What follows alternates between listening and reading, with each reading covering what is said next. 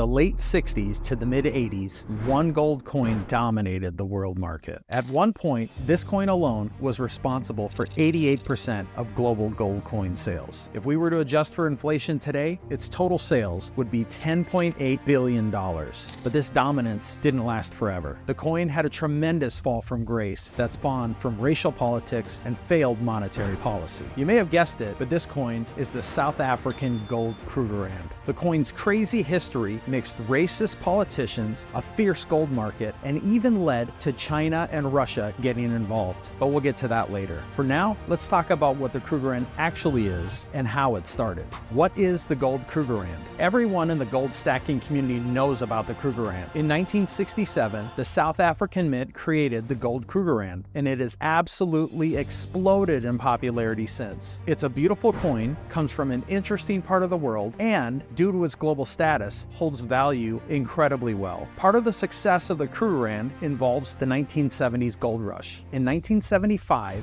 new legislation made it legal for Americans to own gold privately for the first time since 1933. That's right, owning gold coins was illegal in the United States for over 40 years. The legalization of private bullion stacking sent shockwaves across the world. Precious metals prices soared, and mints looked for ways to profit from their stockpiles. It only took 11 years for the South African Mint to ship around 22 million Krugerrands to the United States. This is the equivalent of $39.6 billion in today's money. Coins include an obverse and a reverse. The obverse is the front of the coin, and the reverse is the back. On the Krugerrand, the obverse bears a detailed portrait of Paul Kruger. Kruger himself was a complicated and controversial figure. More on that later. The reverse of this coin is much less controversial. South Africa's national animal is a variety of antelope called the springbok antelope. On this coin, the springbok antelope dances along the wild fields of South Africa. You'll also find the year and fineness of the coin on the reverse. The Krugerrand is struck using 91.67% pure gold bullion.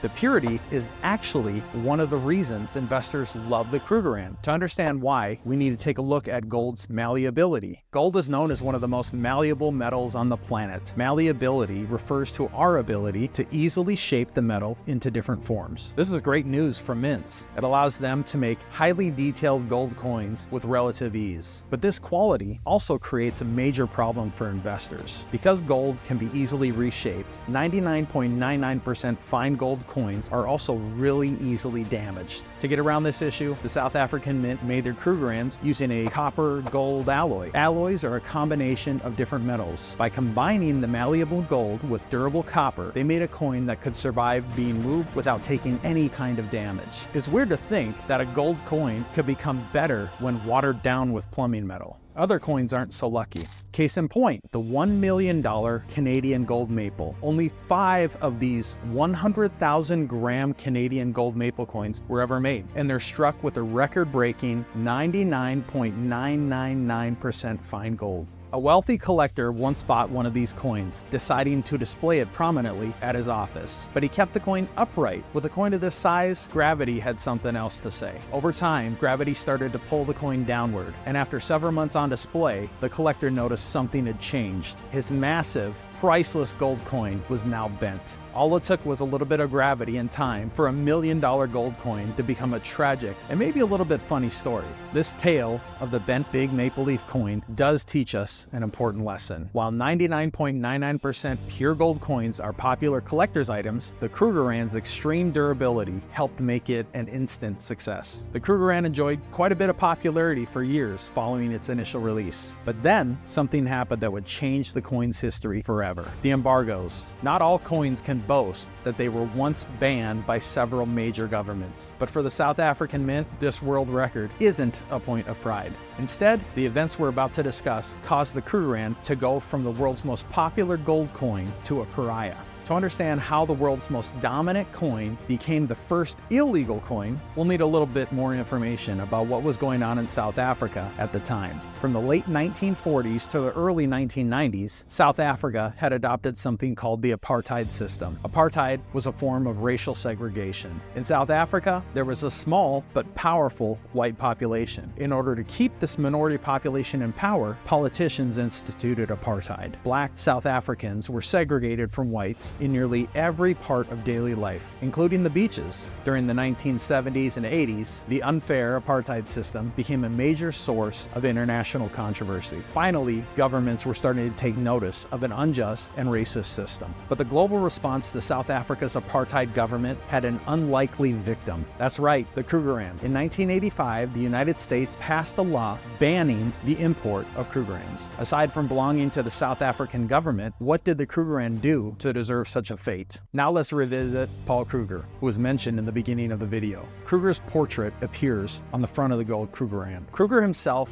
is a controversial figure, a Dutch general who tried to unify South Africa into one country, but the path to accomplishing this goal was bloody and tragic. Kruger's South African government set the stage for what would eventually become the vicious apartheid system. His role in establishing a white, racist government in South Africa helps make the Krugerrand an even more controversial coin. Historians don't always agree on Kruger's legacy. Some consider him a tragic folk hero who helped fight for South Africa's independence. Others see him as nothing more than a racist conqueror whose choices helped define decades of black oppression. In either case, Kruger's portrait represented everything the American government hated about South Africa's blatantly racist system. As a result, in 1985, the full weight of the U.S. government stamped out the Krugerrand's hopes of staying at the top of coin collectors' wish lists. Understandably, people freaked out when their favorite coin was subject of an embargo. Many coin collectors didn't even know what to do with the news. Some investors were saying it would become illegal to own a gold Krugerrand,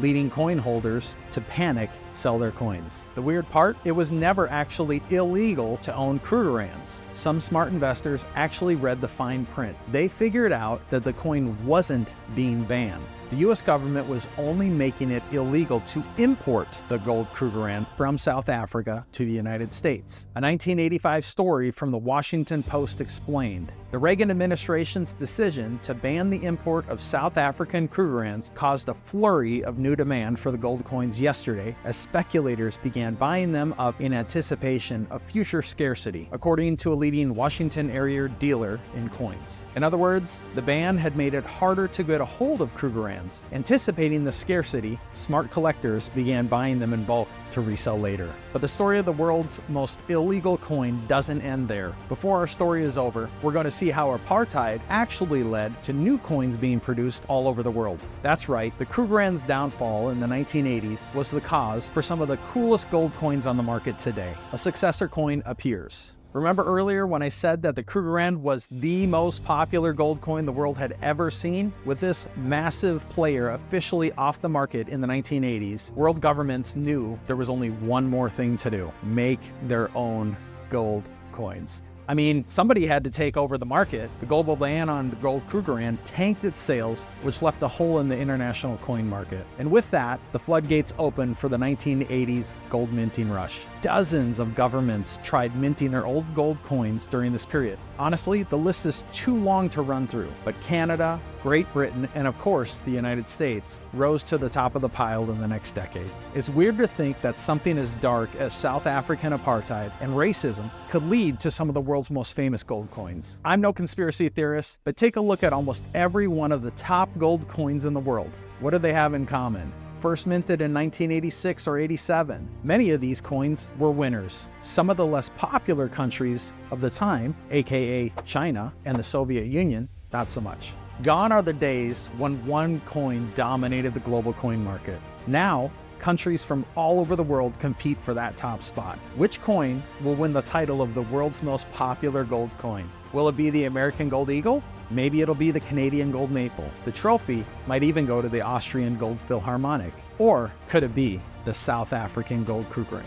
The embargo finally ended in 1991 after the South African government started to dismantle its oppressive apartheid system. Sales numbers for the gold Krugerrand never fully recovered, but somehow the coin continues to be one of the most popular coins of our day. After all that history and controversy, investors still haven't fallen out of love with the gold Krugerrand. In 2010, the South African Mint minted 528,000 gold Krugerrands for excited collectors. Compare this to the American Gold Eagle. Only 54,000 gold eagles were minted in that same year. So is the Krugerrand still the king of coins? It should go without saying, but the coin market today looks vastly different than it did 50 years ago. Today, there's almost too many coins on the market. Could we just calm down with the new releases, please? New coin collectors have tons of coins to look through. The American Gold Eagle, the American Gold Buffalo, the British Gold Britannia, and countless other coins are constantly jockeying to become the world's highest selling coin. The Krugerrand might have the edge right now, despite its controversial history. But will the trend hold? That's up to you, our fellow hero stackers. In the end, the tale of the Krugerrand includes everything we love to see in a story. You've got a rise to power and a fall back from grace. And now, a comeback. That's it for today. Do you want to see a video on your favorite coin? Let us know by dropping a comment down below. Until next time, stack like it's going out of style.